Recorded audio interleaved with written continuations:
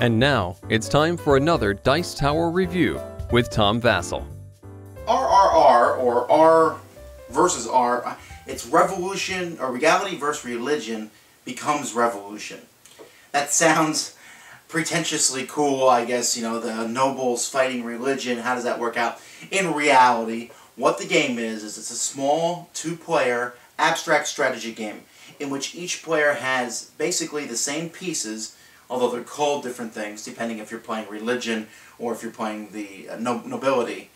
But there's a few other things thrown into it that does change it up a little bit. It's a fast game. I would say most games take less than 10 minutes to play. Let me show you how it works.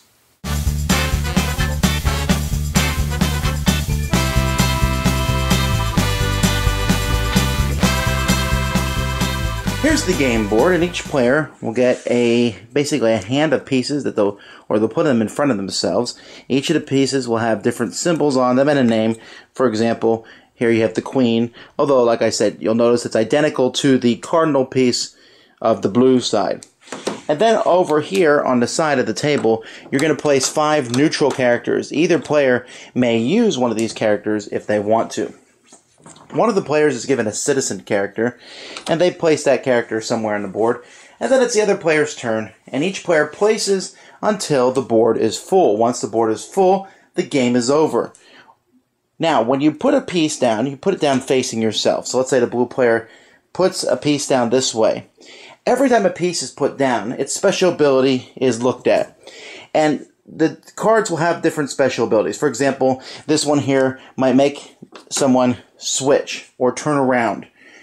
When you do that, when you make someone turn around, they join the other side.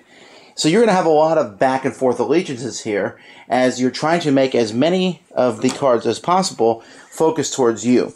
When you put a piece down, there's usually dots or arrows. So for example here, there's 4 dots next to this general here.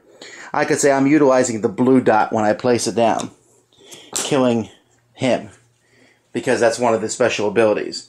So some of the characters, for example, the princess, are more powerful here because if I say the white dot, she actually will affect all 4 directions rather than just one of the directions like the queen does. But the queen is also powerful because if you say, for example, the blue arrow, that means everything in that row, not just the ones that are adjacent to her. The special abilities are varied. The best one, of course, is having them switched around so they're on your side. You can also kill them, which means at the beginning of your next turn, they come off the board. Some of them will have a character immediately removed from the board. Of the neutral characters, there's all sorts of strange things that players will have. Like, for example, death can throw off the game because if you have death facing you, you lose at the end of a round. So you want to get death out and then rotate him so that he's on your opponent's side. Either way, once all 9 of these are filled up, whoever has more facing them is the winner of that round. You then discard the 5 neutral tiles that were played and bring out 5 more tiles, and you keep going. The first person to win 2 out of 3 matches is the winner of the game. I like this game quite a bit. It's a very small, simple game. If there's one caveat that I'm wondering about the game, it does seem like games end quickly. The 3x3 grid, the 9 grid, does feel a bit restrictive. You feel like you don't have a lot of room.